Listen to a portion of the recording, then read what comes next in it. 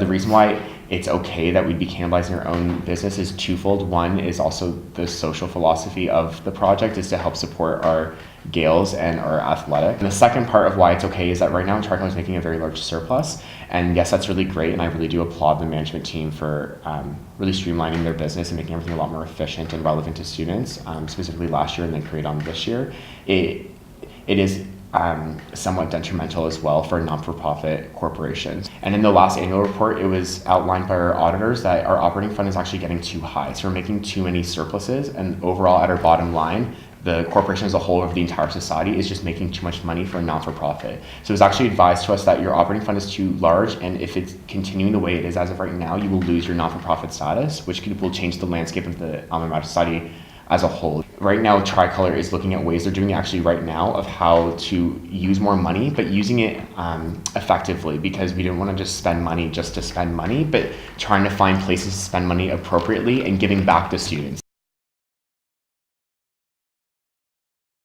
So the mentality was trying to make sure students can take advantage of everything that the ARC offers. So there'd be three parts. One would be the individual part that might be in other markets like tracking healthy eating habits or a pedometer or things like that. But the second part would be all the classes that the ARC offers, for example, that you can take advantage of those programs that they run, trainers that you can go to that are open to everybody, things like that, when scheduling, like when the pool's open, all that kind of stuff, like basic stuff for people that are easier to find, because right now we heard from Shannon that the website is actually difficult to manage, and even I know for doing intramural stuff, it's very difficult to navigate around and find schedules.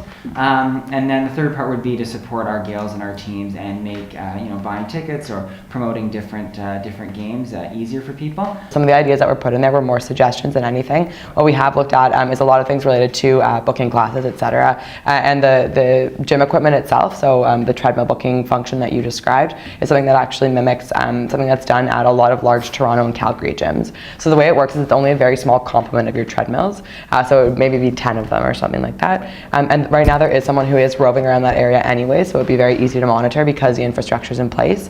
What you would have on top of that is you would book it beforehand, and there is a limited time that you can take. If someone were not there on time, then it would just go back into regular circulation. I guess I'll first outline why gluten-free at the brew can work as of right now. On the right-hand side, there's currently nothing occupying that space, so it's really wasted space as of right now, and it's not being touched by anything. So how it would work right now is we'd create a barrier, so kind of like a halfway point, and it'd be a physical barrier, it's not necessarily a mark. And then that right-hand side would be a different set of cream cheeses, different set of utensils, different set of everything, and its own toaster, and it'd be just for gluten-free bagels. It'd also only be the manager giving the gluten-free bagels to the actual customer. Right now, we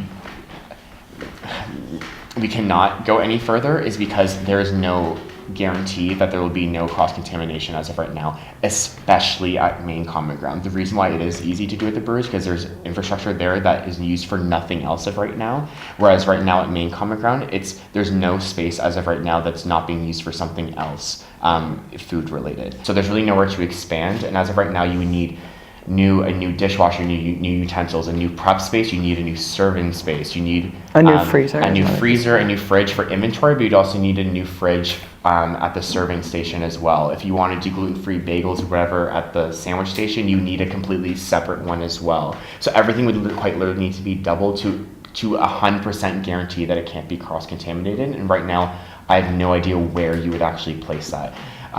My big point is I would never 100% guarantee something to a student and risk their health and well-being.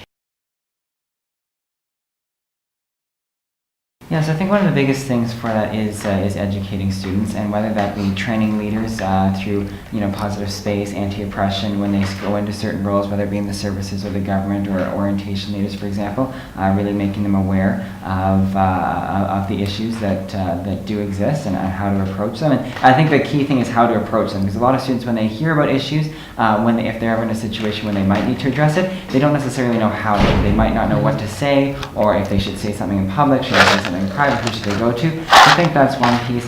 Another piece is making sure the resources students are aware of where they can turn, whether that be the Human Rights Office or the Equity Office or a Sexual Assault Center Kingston or things like that, where students know where to turn if they are ever are faced with an issue.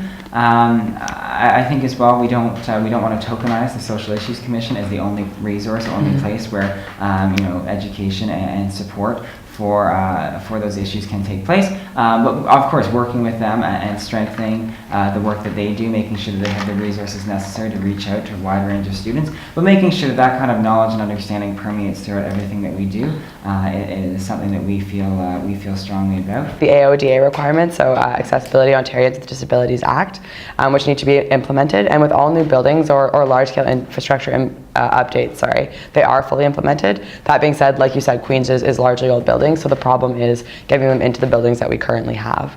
And one thing that I would note is that it is the responsibility of the university to pay for these changes. It's a legal responsibility that they have, and it's not something that could ever be done through something like the Accessibility Queens Fund that the AMS oversees.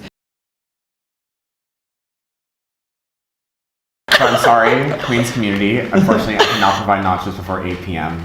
I will be very transparent about that bold decision. So right now we have 2 industrial microwaves right now. So they're kind of like little ovens, if you will. So if you make 1 serving of nachos, that takes up the use of one of those mini ovens. In one of the ovens, and that means nothing can be cooked in that oven for a couple of minutes, and that's when you start seeing pileups of back orders, and that's why there's long wait times. When you think something's really easy to make, it ends up it's actually not easy to make because of large volume. So it's really the volume piece of why you see that it might take 10-15 minutes to get food. It's because of the large volume in this very, very small kitchen. So the reason why it can't be before 8 p.m. is because of the lunch rush. That's when we're seeing the highest amount of food, or the large amount of volume in the kitchen will be for dinner, because once you're kind of getting past 8 p.m., yes, obviously people are getting food, but it's a lot more drinks as opposed to food. So that's why it'd be starting at 8 p.m. So what I will say, if you can get me phase 2 of the Queen Center, I'll be more than happy to provide nachos all day.